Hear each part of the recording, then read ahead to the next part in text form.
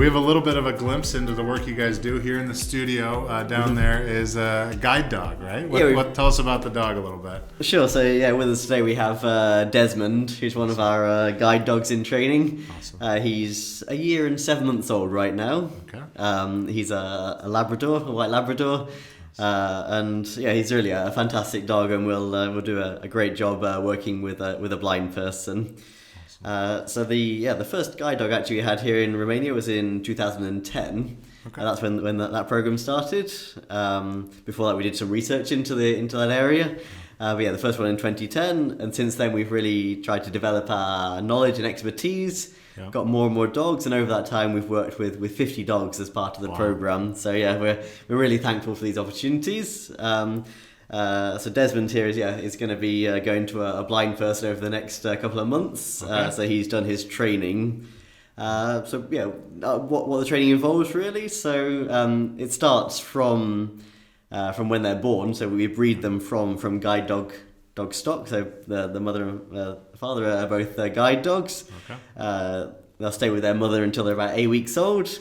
At which point they'll go to a volunteer that looks after the dog for us. Over those first, from 8 weeks until about a year and a half, that volunteer will help the dog to develop into a strong, a confident, obedient dog that is ready to do the guide dog training. So we ask those volunteers to take them into different locations, so busy locations, shops, restaurants, into parks, how to interact with the dogs, how to interact with other people or not, onto busy streets, onto quiet streets. So just for the dog to experience as much as possible when it's young, so it's prepared for that life as a guide dog. So at about a year and a half old, they'll enter into their formal training, their formal guide dog training, where they'll learn all the skills they need to be able to keep a blind person safe when they're working, because the blind person really has to trust the dog and to know that it's not going to make a mistake, it's going to keep them safe. Yeah. So at that point, the dog learns to wear the harness, the guide dog harness, and to love the guide dog harness. Like, we want our dogs to enjoy their work and to be positive about everything they do. So like we encourage our dogs, when you put the harness up, they'll want to put their head in. So we teach that. We teach them to stop at the curbs, like when they get to the edge of a road. Yeah.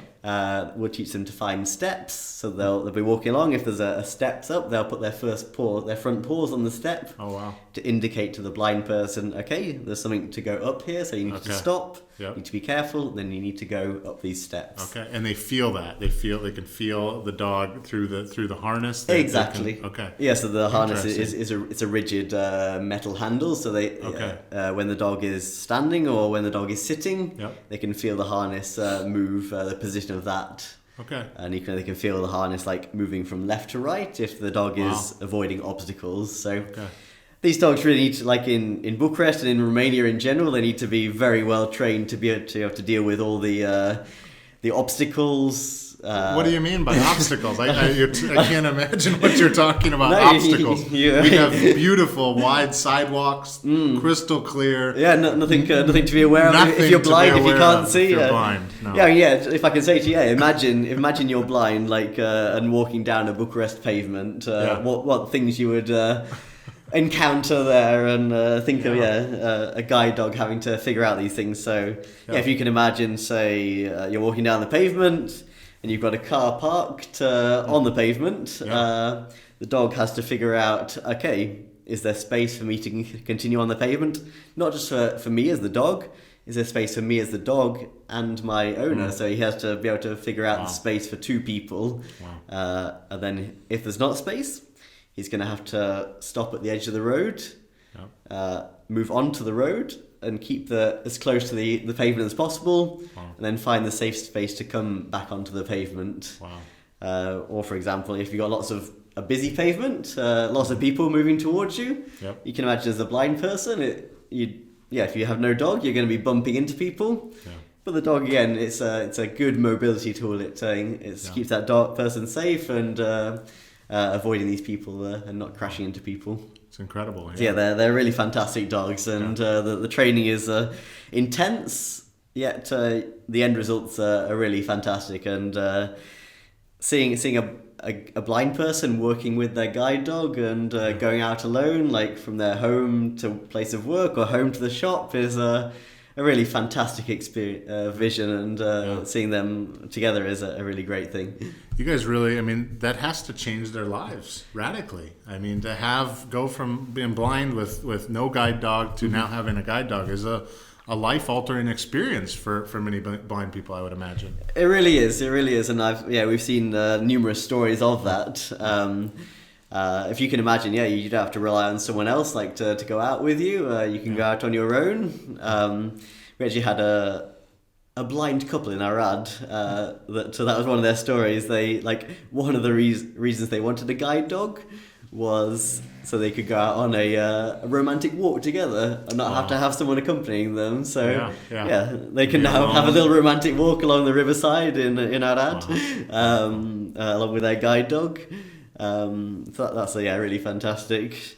And then it's also key that they can. One of the things about having a guide dog is that they can move faster. Like we often have questions from our blind people, like, I can use a cane. Yep. But it can be quite slow with a cane. So will a guide dog make that better? So again, it's a faster way for them to travel. And not relying on someone, not relying on their cane, but having a dog to take them from A to B. Yeah. And it equally changed their life in the fact that I think we've seen today how beautiful Des is and what a great dog and how people are attracted to dogs. Yes. So it's also a great way for a blind person to meet people. They're not just a blind person, but they're a blind person with this beautiful dog. So people want to come and speak to you. Wow. As a guy, I can say with a dog, you certainly the ladies like to come and say hello to the dog. So can certainly vouch for that. Yeah. And another story from one of our beneficiaries, actually, she was an older lady that lived in a block. She was blind and she didn't know anyone in her block. And then as soon as she got the dog, she's going out the dog. She has this beautiful dog. Then everyone actually knows her now, and she's she has all the friends in the block now. So lots of positive stories, both for mobility and also on the social side. Yeah, I can imagine. I mean, I would think of the companionship with the dog as one element, but I would have never thought that it would open them up to the broader community. I would imagine a lot of people just don't know what to say. They haven't, especially in Romania, where unfortunately people with disabilities are oftentimes ostracized from community from an early age. I mean, I was talking with a mother of a child with autism, and she was saying that even at the playground, I mean, her daughter has never been able to engage with other kids, and their parents have said, stay away. Yeah. And I imagine many people, blind people, have similar experiences in life. But the dog, like you said earlier, when you came in the office, bringing the dog up, everybody comes and talks to the dog. You were in the shadows. And it can be an issue as well sometimes. Like obviously, it is a working dog, so we need to make sure that not everyone's distracting the dog. And that's one thing I would mention here. That when you see a guide dog working, that you can go up to the person, but don't try and distract the dog. Don't just go up and stroke the dog. But do speak to the person and say, "Oh, what a lovely dog.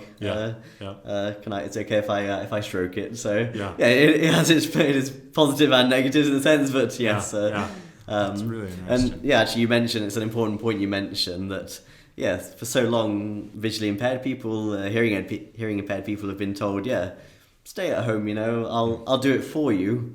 But what we hear at Light into Europe about is really getting rid of that stereotype and saying, look, you can do it. You can go out, you can get a job, you can get an education, you can live a life here. So we're trying to really equip these people with the tools and abilities and skills and equipment sometimes, like the dog being kind of an equipment, to actually go out and be a part of the society and really live an independent, fulfilled life. Okay, wow. And what if somebody was interested in getting a dog, a guide dog? What does that look like? What is the process? Sure. How long does it take? Sure.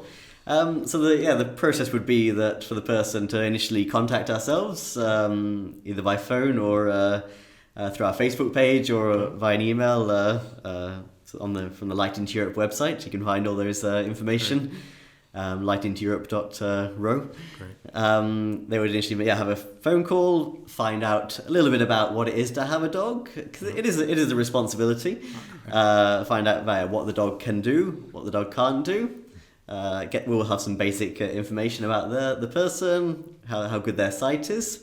Okay. And then after that, we'll arrange for a visit to our office for a more detailed assessment, where we'll go through kind of like the lifestyle of the person, find about what they do in their daily lives, what they want the dog to do, and we'll do some test walks to find out about how mobile the person is, how fast they walk, and then we'll do put the dog in harness and do a few test walks with a couple of different dogs that we have in training, and ask the person, okay, how do you feel? Like, which one's best for you? Like, who did you feel most comfortable with, based on speed, based on size? And then if everything goes well there, if we're happy, if the blind person is happy, they'll call us up and say, okay, yes, I want to have a dog. We'll put them on the waiting list, and then as soon as we have the right dog, an available dog that's finished the training, we'll try and match that dog with the right blind person, and they'll do their training together.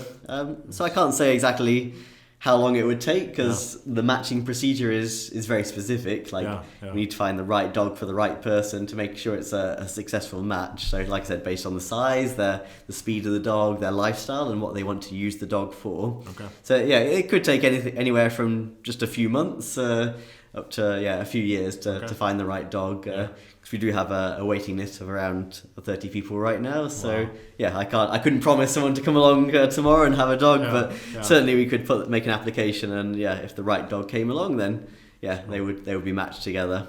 Okay. And just to explain a little bit more about that matching procedure, when the training of the dog with the blind person, when they make the match, the blind person will come to our office and have, say, a week of bonding with the dog. They'll learn about caring for the dog, feeding the dog, picking up the poo after the dog, all important things, and just spending time with them, making a bond with the dog, and learning to love each other. Wow. And after they've made that, then they'll learn the basics about how to use a guide dog. The basic commands like forward, straight on, wait, left, right, things like that. So after that, they'll go to the location of the blind person and learn some of the 3 key routes that the blind person needs to use the dog on, just to get the dog used to those routes so it knows them. And then after that, they're if they graduate and we're both happy and it's a successful partnership, then they'll graduate and they'll go to work together. Wow. We do, as Lighting Joe, we continue to support that person. The dog remains our property on loan to the blind person, so we'll continue to support them with the food, the veterinary costs, and also all our professional support from our trainers. Like, if they have a problem, then just get on the phone. Okay. What's going on? What's wrong? Can we help?